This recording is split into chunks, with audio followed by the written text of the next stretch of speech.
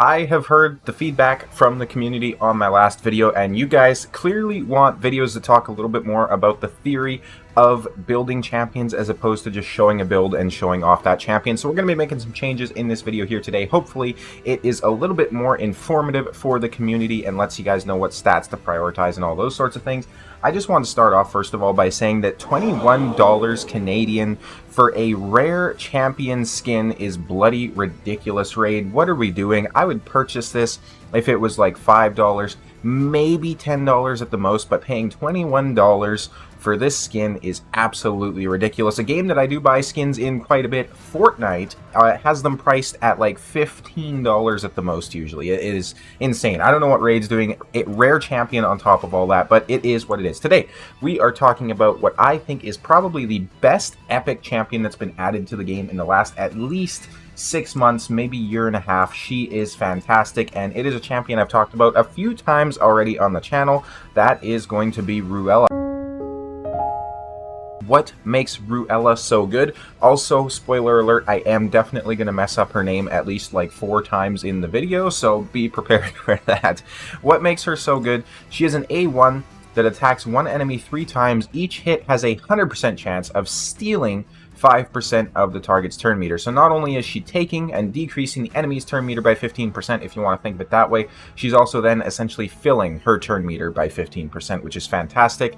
Kind of like a very, very small version of an Allure A1, and you'll see how that comes into play. Keep in mind, it does have to be critical. A2 attacks one enemy 3 times. Each hit has a 75% chance of placing a decreased defense, a weaken, and a decreased speed. Now keep in mind, each hit has a chance of placing this. So if you don't get the decreased defense on the first one, you'll get it on the second one, right? Like all of these debuffs have a chance of being placed, as opposed to someone like Contra the Cyclone, where, for example, it has a chance of placing one of those debuffs on each hit, right? So you're almost guaranteed to get every single one of these debuffs, which is pretty nice. A3 fills the turn meters of all allies by 20%, which is a significant amount for an epic champion, and places an increased crit rate on all allies for 2 turns on a 3-turn cooldown. She also has an aura where she increases ally accuracy in dungeons by 40, and then of course I have her built out with the Phantom Touch Blessing. Let's go over a few other things. So let's start with the Masteries, for example. I'll have to move my big ass head here. Let's see. Let's go this way. Kinda. You can sort of see it there. We come down to Giant Slayer on the offensive tree.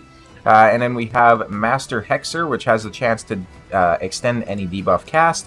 Evil Eye, of course, to get that extra turn meter reduction. Cycle of Magic to get the chance of decreasing the cooldown of a skill. Basically, just any time you can get turn meter fill or extra turn meter reduction on the enemy team, that's what you want to be going with. Of course, we do have the Methodical, which is going to increase the damage inflicted by her default skill by 2% every time it's used. Stacks across rounds in a battle up to 10%, which is fantastic. So basically, she's just going to get stronger on the A1 as she goes through. In terms of the stats we're rocking, she has 37,000 on the HP. We will be showing her off in Fire Knight, so I'll actually show you how those stats look. 39,000 on HP, 5,000 attack. She has 2,100 defense, not very survivable. 266 speed, 106 crit damage, 106 crit rate, 228 crit damage, and 317 accuracy. What kind of stats are you looking for on this champion? I'll go ahead and throw a little infographic up on screen here for you guys. Now, basically you're just looking for accuracy, and then you're kind of going into some damage stats as well as speed in my recommendation. She has terrible base stats of 15,000 HP as well as 870 defense, so I don't think it's a very viable strategy to build her with survivability, right? Like those are very low defense and HP numbers to try and scale off of. That being said, I could definitely get her more tanky as well because her jewelry isn't all the way upgraded, especially her crit damage. After you've gotten that, you definitely want to get some speed as well. She is incredibly fast at 112 on the base speed, which is up there with a lot of like really fast legendaries as well, especially when it comes to like the support side of things. So I think she is just such an incredibly good champion. I'll show you guys my gear choices here as well.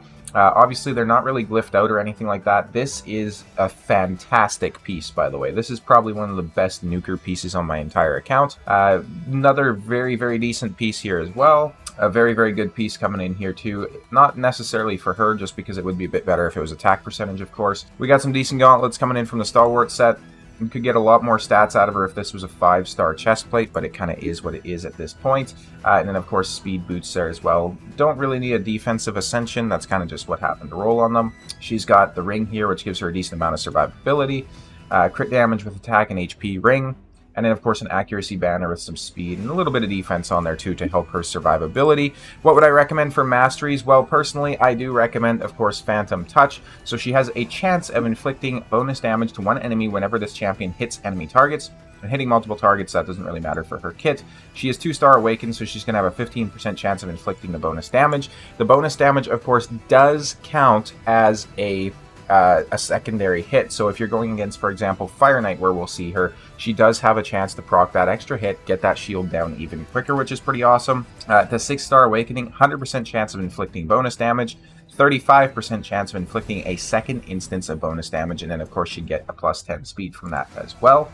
In terms of other things, you could probably run her in Cruelty if you wanted to, if you have her Awakened, of course, right? I wouldn't really recommend anything besides Phantom Touch if you just have her 1-star Awakened like I do. Phantom Touch tends to be the way to go for low-star Awakened Epic Champions if you're trying to get through like shields and stuff like that. You could also run her with, you could run her with Nature's Wrath, which is going to increase the damage inflicted by her for every debuff they successfully place. So at full Awakening, she's essentially going to have her damage increase by 5% for every debuff she's placing, up to 30%, which, considering she's placing 3 debuffs on a single skill, that is going to stack up very, very quickly, right? Like, so that's going to be 15% every time she uses her A2, which is pretty crazy. If you have her fully awakened, if you're building her for damage, you could put her in Crushing Rend, of course. Speaking of damage, let's talk about this champion's multipliers. I'll go ahead and throw them up on screen here. She has insane multipliers, especially on her A2, so considering you're already building her out with crit rate, I would recommend building her with crit damage and attack as well to really take advantage of that. You could also use Hero's Soul if you wanted, if you're using her somewhere like Spider or something like that. There's a lot of decent blessings that you can use on champions these days, right? So you're not necessarily locked into, oh, this is the meta pick, or oh, you got to use this. Because I know back in the day, back in my day, when they were first added, right, like the stat bonuses and stuff like that weren't the same, so generally you wanted to try and use the highest rarity blessing that you could on your particular champion, but they kind of equalized it so every single blessing now has a viable spot in the game. Let's go ahead and take her over to Fire Knight. I will be showing you on Fire Knight 20, which is a fantastic place to showcase her, and I'll tell you why once we start the run. Let's go ahead here and first of all look at the AI presets. Ruella is doing everything she wants except on the A3, sorry, on the third wave, she's not supposed to be not using this. She's supposed to be opening with the A1. Good thing I changed that, otherwise we wouldn't be getting any of these debuffs. That's insane. Allure, of course, on the A3 is just using the A1. We have Melga in here doing whatever the hell she wants just to keep us alive. We have Farrakhan, the ally attacker, in here, is opening with his A3 on the round 2, and then he's using the A3 only on round 3. Just because essentially we are not wanting to fill up the debuff bar on the Fire Knight because we're, you know, keeping his turn meter down. And then we have Fane in here, who's an absolute damage dealing unit, although she is single target, but she's essentially going to be the boss killer in this sort of situation. She's very much similar to a epic version of something like Xenogray Blademaster, for example, so if you went for that fusion, that would be a perfect champion to slot in here. If you have any sort of a damage dealer, so if you have Urthalos, Wukong, if you have Ninja, Eric's could probably do this job. Any sort of champion that can do damage, even more of a bonus if they can decrease turn meter like Fane can. So let's go ahead and just save this. Now let's go ahead and run the team. Why is Ruella so good? Well, if you're trying to push Fire Knight 20, if you're at that stage in the game, she is, of course, strong affinity for this. So she is going to be a Spirit Affinity champion. Everybody here is Spirit Affinity except Allure. So Allure is going to be weak affinity against the Force champions that we're fighting, so there is a small chance that her decreased turn meter gets resisted and you know, weak hits and those sorts of things, so it's good to have some backup turn meter resist in here as well, which is fantastic. And of course, considering a champion like Ruella and Allure for that matter, as well as Fane, they're all built so incredibly squishy, it makes sense to bring in somebody like a Melga in here. If you wanted, though, another champion that could work very well is going to be Syl of the Drakes, Pythion, any sort of a support champion like that, right? Ursala the Mourner would be another great call out. I've only ever opened one of her, though, and I think it was on a guaranteed event, so the chances of people having her are pretty low in my opinion. But Syl of the Drakes used to be in my Fire Knight team for a long time, and as a matter of fact, I only replaced Syl of the Drakes probably like 6 months ago at this point, honestly, because I had a team set up for Fire Knight Normal, and then I had a team set up for Fire Knight Hard, and the normal team essentially just consisted of like Deacon Armstrong and Farrakhan and Allure, Syl, and I want to say Apothecary. So it was a very decent team. Once we got the shield down, it did not go back up, and I was farming stage 25 with it very consistently. Syl was basically just coming in for the stuns on the waves, as well as the decreased speed and everything like that on the A1. Fantastic champion. Of course, this team will only get better as you substitute these champions out. This team wouldn't really be the most beneficial on Fire Knight Hard, obviously, because you're not really bringing in any sort of freeze or anything like that. But if you replace the Allure with like a Creodin or a Neldor, same thing with the Fane, you can probably rock your way right through the Fire Knight Hard without issue as well, because Ruella is still going to bring you those crucial debuffs that you're looking to get.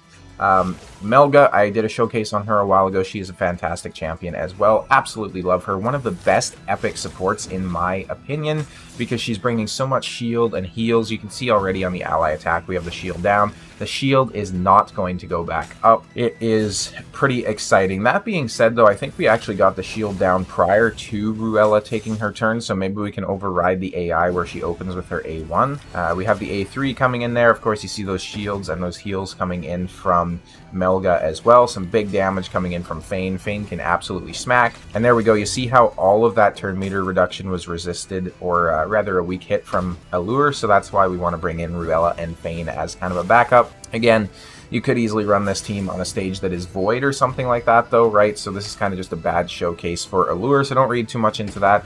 I've also noticed Ruella tends to show up on a ton of City of Centranos floors. She tends to make it into a lot of the parameters that they set, so like Epic Spirit Champions or those sorts of things. So I've ended up using her in a lot of boss battles, and she absolutely carries me in most situations.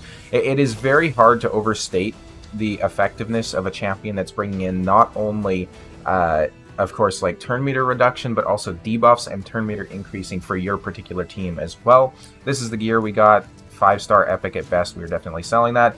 As for the damage, check this out. 1.029 million for Ruella. The only champion that did better was Fane, and keep in mind Fane is built out the best out of pretty much any nuker on my account, because she has 6-star Crushing Ren, she's empowered +1, and she has some of the best gear on my account as well, because I'm using her as a clan boss champion. So keep in mind that Ruella is also a single target who's also buffing, whereas Fane is basically hitting on every single skill, and she was only 500,000 behind her in damage. That is absolutely insane.